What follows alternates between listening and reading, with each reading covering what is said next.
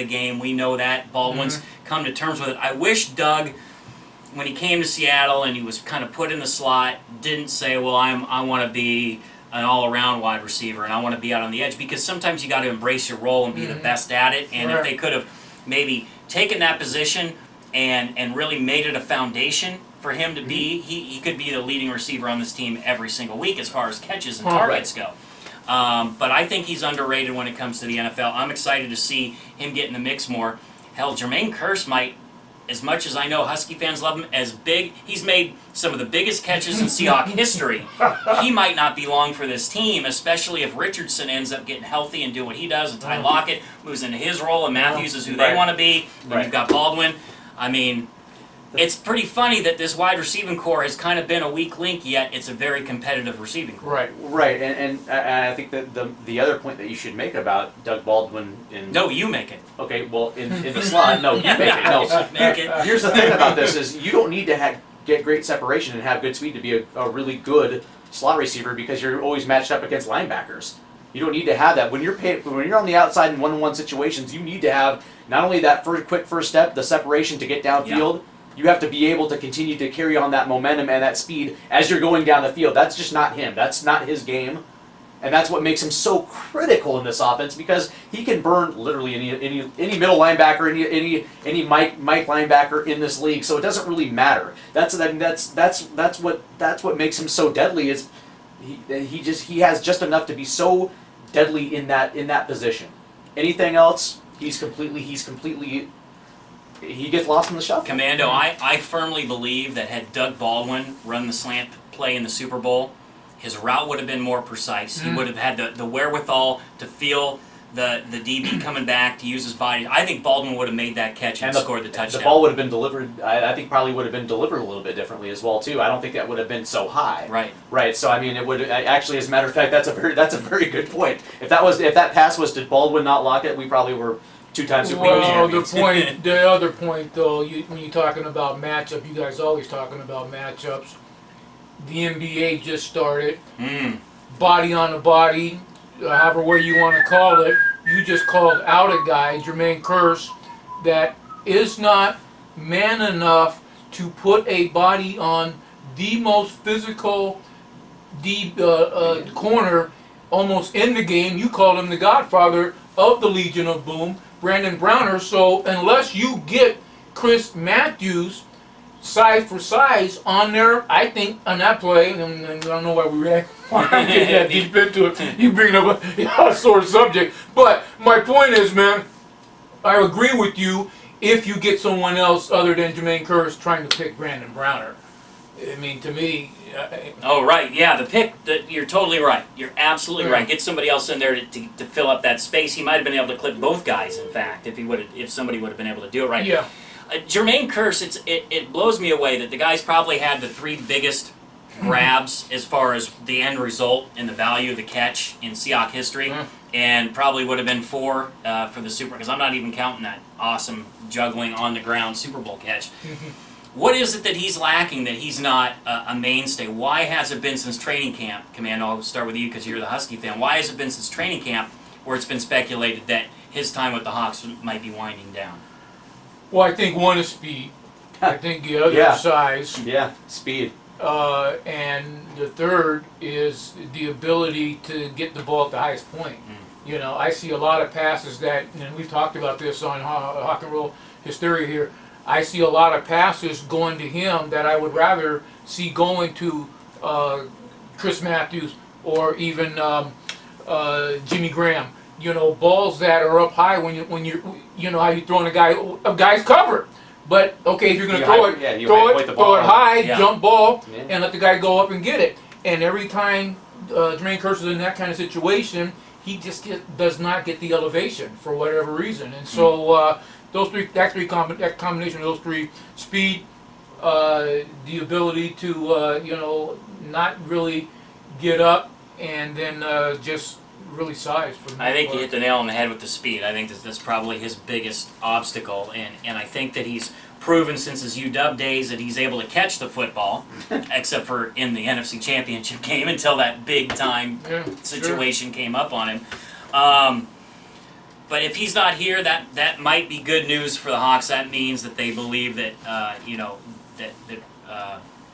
the two speed guys are going to be part of the future. So I want to change the topic because I'm curious as far as the Hawks defense goes against the Cowboys. You make fun of Castle like he's like not even a real human being, like he can't even throw a pass. The dude has shown when he was at the Patriots that he can win ball games. That was in 2007. It was, but the AFC. But he's a functional backup quarterback. He's not the worst guy that you can face. So where do the Seahawks defensively have to excel on Sunday to get the best of the Cowboys offense? Is it the pass rush? Is it the linebackers making plays? Or is it strictly all about the DBs and them trying to go after the ball? It's completely eliminating any sense of a rushing game. Take away whatever ability they have and literally put the ball in Matt Castle's hand and just dare him to beat you. Because one thing that we know about the Seahawks is the total team speed. They know how to cover sideline to sideline. So if you take away every sense of running and you put that ball into that scrubby dude's hands, chances are if you put just enough pressure on him, just tweak him a little bit, he's going to make some mistakes. And we're talking, you just need to force one, possibly two turnovers, get some momentum back to the offensive side of the ball, and just let Russell Wilson do his thing. That's the whole thing. Just get after him a little bit. Take away the rush and just get after him just a little bit. And that's where we were talking about earlier, mixing it up by sending a guy like Kerry Williams off the corner. Nothing's going to rattle a guy like Matt Castle. We're talking about blindsides and whatnot. By Kerry Williams. Talk about adding insult to injury. Is Ashton around here? Did you just get punked? Yes, you just got punked. Kerry Williams just sacked you. You got punked. He's a Gruden grinder. Those are respect. Yeah, no, listen. And Commando brought up a point. Listen, the dude was called upon to make a play. He made a play, which is more than I ever expected out of the dude. So he's already up one notch compared to where he was for me last week. I still think he's horrible, but he definitely kept himself. He's going to keep himself around a little bit longer for making that play. And I honestly don't know that the guy's going to make it the whole season as the starting corner. I think if Thurl Simon ever gets healthy, or when Jeremy Lane, who's due to come off the PUP pretty soon, if he's healthy, I think they'll try to work those guys in the mix and see if they can get something a little bit better. A guy that can tackle, a guy that can go after the football and try to strip the ball. But he did make a play, Commando. Yeah, and again, it goes back to the D coordinator. You know, you can only make plays that the D coordinator calls, that the coach calls. So and they need to just start calling more plays like that. You mentioned the linebackers.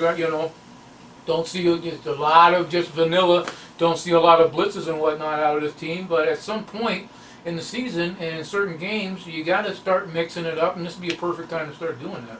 So this is the first week, fellas, that we haven't had like a sidebar to talk about, a conversation about either a holdout or a guy running into a stop sign, or a guy getting in a car, rear-ending another. I mean, there's been nothing to talk about. Good or bad omen, Commando? It's good. Yeah.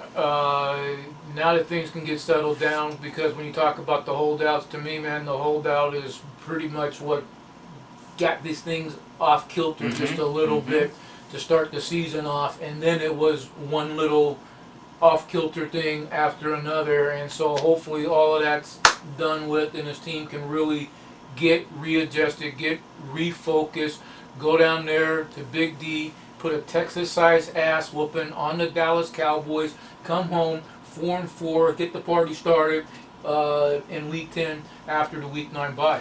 And this has been almost like a mini bye because it was a Thursday game, and Steve, you pointed out, outside of Okung, this team's really healthy. Yeah, I mean, there's no excuses for this one. I mean, when you walk into a game and you got your third teams, some of your 13 guys ready to come back to this one. I mean, you're at full strength. Yeah. There's really should be no excuses for this one. I mean, we can sit there and nitpick and some of the play calling that on offense, but for the most part, I mean, there's really not one tangible excuse why the Seahawks can't go down there and just make some plays. And just watching this highlight, Tyler Lockett, what a beautiful pass from Wilson and Ty Lockett with the grab. I mean, that's what I want to see. I want to see that on Sunday against Dallas. I want to see Tyler Lockett even more involved in the passing game. See him do his thing on the special teams. I think he can be the player of the game, the surprise player of the game. Because I agree, they got to run the ball, they got to pound the rock, they got to do what they do, what their identity is. But that guy, that kid, is an amazing wild card. Yeah, off the play action. I mean, that's the whole thing. Is you can take methodical shots downfield. There's nobody says you can. The one thing that I really just don't want to see is Russell get his motor revving a little too much, because we saw in San Francisco on 2 separate occasions when he got a little too into the game and started making some bad decisions with the football, trying to get a little too cute. See, and he's feeling it a little bit. He's got that Kool-Aid going. He's got that mojo going. Interception And all of a sudden he's trying to dance and thread the needle, and all of a sudden he just makes a bad throw. Let's talk about that for a second, because one of the things that we all agree on is Russell got paid because of the intangible ability to be a winner and a clutch performer. Right. And he hasn't had that going his way this season. He's also been not as careful with the football. Now, he's had a propensity to fumble, even though he's got these mammoth strong hands. He's always kind of lost one because of the way he carries the football coming out of the pocket or whatever. But this year, his turnover ratio is a little bit higher. Commando, we'll start with you. Why is that? Is he pressing too much? Is he trying to make too much happen because of the contract? Or is it just, hey, this is kind of like the sophomore slump that never happened. He's going to go through these ups and downs, and he'll get it figured out as we get closer toward the end of the season. All of that, for the most part. We talked, man, in the first week of Rock and Roll Hysteria right here in the bunkers perpetuated by the Gas Man, that, he had in his first 3 seasons, he was Russell Wilson. And the chip on the shoulder and the 75th pick and trying to make the team and not making a lot of money and going out there and, becoming the franchise quarterback for the Seattle Seahawks. And then in this off season, starting with getting divorced, starting with getting a high-profile girlfriend with a higher profile baby daddy and all of this nonsense. Man, stop with that. I didn't say anything, man. No. But my point is that this off season, he, along with the contract, he's had so much stuff, more stuff in this off season on his plate, which is on his mind constantly than all the other 3 years combined. So now, when you put him on that field, he's got a lot more weight on his shoulders than he was carrying before. That leads to the pressing. It leads to everything. You hear all this noise. Let's put it this way.